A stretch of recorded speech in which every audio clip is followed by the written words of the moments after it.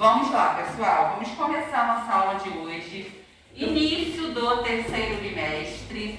Vamos falar aí hoje da segunda geração. Na próxima aula também vou falar da segunda, que eu ainda vou falar do contexto histórico, vou falar dos autores dessa geração. Então ainda tem muita coisa para a gente ver, tá?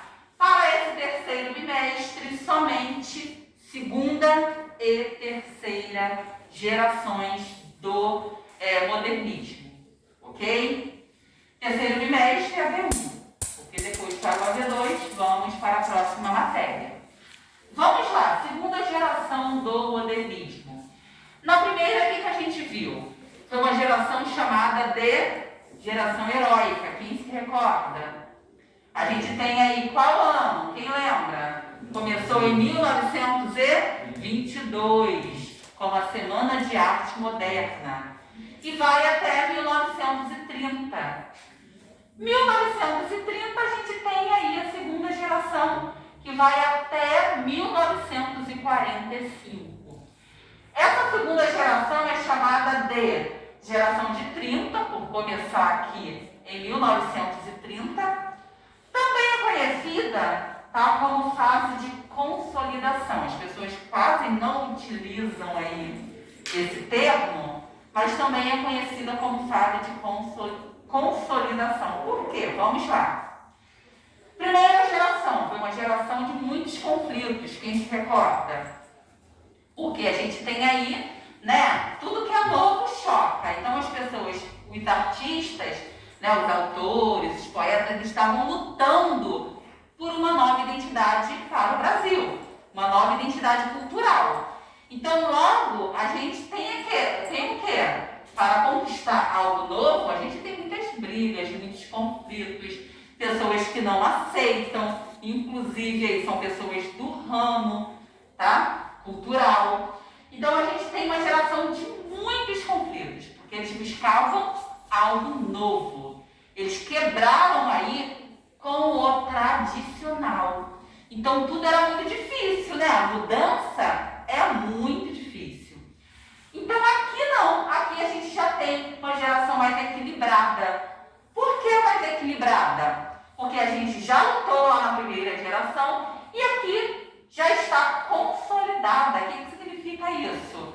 Esses ideais lá da primeira geração já se consolidaram. Então, a gente tem uma afirmação de novos valores. Consolidar significa isso, A gente conquistou o que a gente queria lá na primeira geração, que era essa nova identidade cultural para o Brasil, Então, a gente concretizou, a gente tem uma fase mais madura. Isso significa consolidação, Essa fase mais madura, equilibrada da literatura moderna. É claro que a gente está aí falando do modernismo, ok? Então, é uma geração que eu posso dizer que não conquistou tantas coisas, porque apenas consolidou o que a primeira geração buscava, Aquela primeira ficou de muita briga, Tentando mudar, e aqui consolidou. Então, pessoal, é uma geração bem mais tranquila. Vamos continuar. Temos um período aí fértil, rico, para a literatura brasileira, vários livros, porque nesse momento a gente tem poesia e tem prosa. Qual é a diferença? Quem sabe? Poesia e prosa. Poesia, textos escritos em versos. Prosa são as narrativas. Os textos em parágrafos são as nossas narrativas, os nossos livros. Não podem se esquecer disso. Vamos lá. Na poesia, a segunda geração começou com alguma poesia, 1930, de Carlos Drummond. Lembrando que esse aqui é o principal poeta dessa segunda geração, Prosa, temos aí o romance A Bagaceira. Já ouviram falar?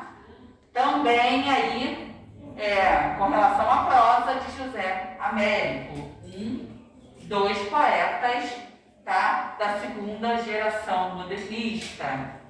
Então, quais são as características dessa geração? Primeira característica, Influência do realismo. O que o realismo pregava? O trabalhar com a realidade, com as causas sociais. Então, temos essa influência do realismo. E temos também a influência do romantismo, no sentido de quê? Do poeta falar da natureza, de exaltar o nosso Brasil, da nacionalidade, que é dar valor ao que é nosso, a nossa natureza, a nossa história, a nossa pátria. Então, isso aqui, tá? Esse nacionalismo busca aí essa influência do romantismo. Ok? Até aí? Temos o nacionalismo, que eu já falei, que é, né, a valorização do Brasil.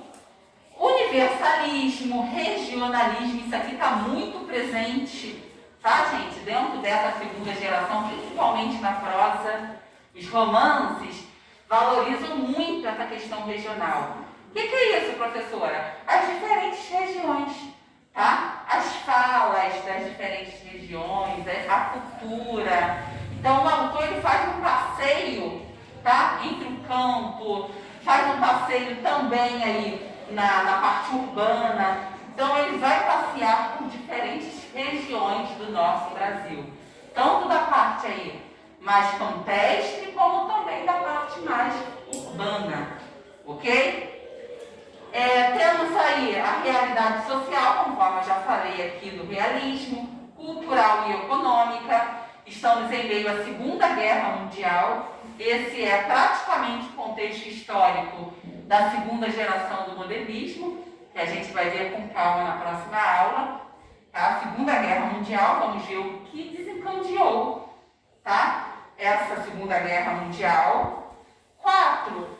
Valorização da cultura brasileira. Então, aqui a gente tem a nossa cultura, o nosso nacional, tá? Perceberam que algumas características estão iguais à da primeira geração? Perceberam isso? Por quê?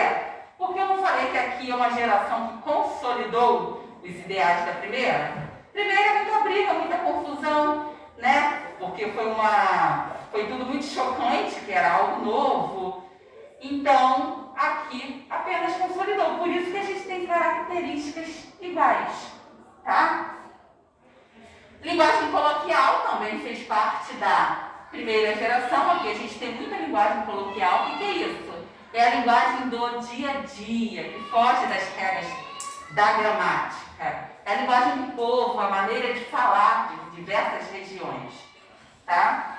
E versos livres e brancos também fez parte da primeira geração.